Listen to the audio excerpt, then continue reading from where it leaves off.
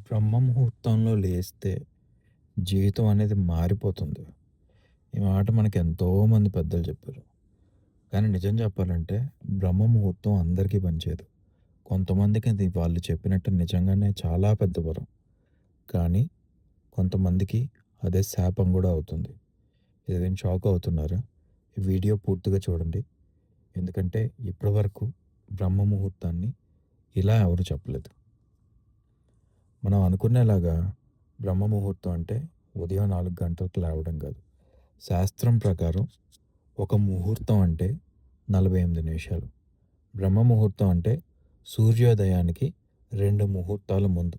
అంటే సూర్యోదయానికి కరెక్ట్‌గా 96 నిమిషాల ముందు వచ్చే కాలాన్ని బ్రహ్మ ముహూర్తం అని చెప్పేసి అంటారు.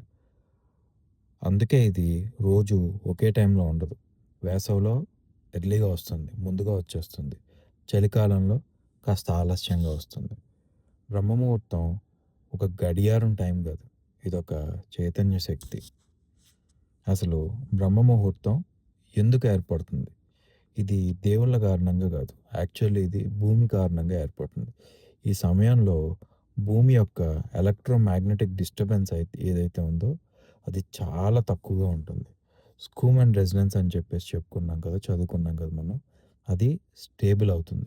గాలి, శబ్దం, కంపనాలు అంటే వైబ్రేషన్స్ అంటాం కదా! అన్నీ శాంతంగా ఉంటాయన్నమాట. మన ఋషులు దేవుడిని నమ్మి చెప్పలేదు. భూమిని గమనించి ఈ బ్రహ్మ ముహూర్తాన్ని నిర్ణయించారు. బ్రహ్మ ముహూర్తం అంటే ఎర్త్ ప్లస్ మైండ్ పర్ఫెక్ట్‌గా ఎర్త్‌కి ఎలా అలైన్ అవుతుందో, ఏ టైంలో అలైన్ అవుతుందో చూసి దాన్ని బ్రహ్మ ముహూర్తం అని చెప్పేసి డిసైడ్ చేశారు. ఇది రోజులో ఒక్కసారి మాత్రమే జరుగుతుంది. అంటే 24 అవర్స్‌లో ఆ కొంచెం టైం మాత్రమే మన బ్రెయిన్, మన మైండ్ ఏదైతే ఉందో ఎర్త్ మ్యాగ్నెటిక్ ఫోర్స్‌కి అలైన్ అవుతుందనమాట. ఈ సమయంలో అసలు మీ మెదడులో ఏం జరుగుతుందో చూద్దాం. బ్రహ్మ ముహూర్తం సమయంలో స్ట్రెస్ హార్మోన్ కార్టిజాల్ అంటాం కదా! అది చాలా తక్కువగా ఉంటుంది. మెలటోనిన్ అని చెప్పేసి చెప్తాం. మనం నిద్రపోయేటప్పుడు ప్రొడ్యూస్ చేస్తుంది నిద్ర రావటానికి అని చెప్పేసి. అది మెల్లగా తగ్గుతూ ఉంటున్న టైం అది. మన మెదడు తీటా, ఆల్ఫా స్టేట్‌లోకి వెళ్తుందనమాట. తీటా స్టేట్ అని చెప్పేసి చెప్తున్నాను కదా! ఇది అవచేతనం అంటే సబ్‌కాన్షియస్ పూర్తిగా ఓపెన్ అయ్యే స్టేట్‌ని తీటా స్టేట్ అని చెప్పేసి అంటాం అనమాట. అంటే పాత భావోద్వేగాలు మృదువుగా మారుతాయి. కొత్త ఆలోచనలు ఏవైనా ఉంటే లోతుగా పడతాయన్నమాట. ఈ సమయంలో మన మనసు పూర్తిగా ప్రోగ్రామబుల్‌గా ఉంటుంది. ఈజీగా ప్రోగ్రామ్ చేసుకోవచ్చు మన మనసుని. అందుకే ఒక మంత్రం కూడా చాలా లోతుగా పనిచేస్తుంది. గాలి సంగతి చూద్దాం ఆ టైంలో. సూర్యోదయానికి ముందు యూజువల్‌గానే ఆక్సిజన్ బ్యాలెన్స్ చాలా బెటర్‌గా ఉంటుంది. కాలుష్యం చాలా తక్కువుంటుంది. శబ్దం, సౌండ్ డిస్టర్బెన్స్, శబ్దభంగం అని చెప్పేసి అంటాం గదా! అది చాలా కాదు దాదాపుగా ఎంత సైలెంట్‌గా ఉంటుంది. జీరోగా ఉంటుందనమాట. అందుకే శ్వాస నెమ్మదిగా మారుతుంది ఆటోమేటిక్‌గా. మంత్రధ్వని ఏదైతే ఉందో సౌండ్ వైబ్రేషన్ మనం చేసే ఇది ఏమి బ్రేక్ అవ్వకుండా నీట్‌గా ప్రయాణిస్తుంది. సో, మనసు ఆటోమేటిక్‌గా ప్రశాంతంగా ఉంటుందనమాట. ఇదే కారణంగా మనకి పాతకాలంలో గుడులు సూర్యోదయానికి ముందే తెరిసేసేవాళ్ళు. బ్రహ్మ అనే పదం అర్థం ఏంటసలు? ఇక్కడ బ్రహ్మ అంటే బ్రహ్మదేవుడు కాదు. ఉపనిషత్తుల ప్రకారం బ్రహ్మ అంటే విస్తరించిన చైతన్యం. మనకి ఇంగ్లీష్‌లో చెప్పాలంటే ఎక్స్‌పాండెడ్ అవేర్‌నెస్ అని చెప్పేసి. అంటే శబ్దం లేని స్పష్టత, ఆలోచనలు తక్కువగా ఉండే స్థితి. బ్రహ్మ ముహూర్తం అంటే చైతన్యం సహజంగా విస్తరించే సమయం. మనం పూజ చేసినట్టు మళ్ళీ మనం అన్నీ సెట్ చేసుకొని, ఇలా చేస్తే ఇవన్నీ అవుతాయి అన్నది లేకుండా ఆటోమేటిక్‌గా అయిపోతాయన్నమాట. సో, ఇప్పుడు బ్రహ్మ ముహూర్తం అందరికీ ఎందుకు మంచిది కాదు అని చెప్పేసి చెప్పానో చూద్దాం. ఎవరికి మంచిది కాదు. ఒకవేళ మీరు రాత్రి 12 తర్వాత పడుకునే వాళ్ళైతే మీకు బ్రహ్మ ముహూర్తం పనికిరాదు. పడుకునే ముందు ఫోను చూస్తే మీకు బ్రహ్మ ముహూర్తం పనికిరాదు.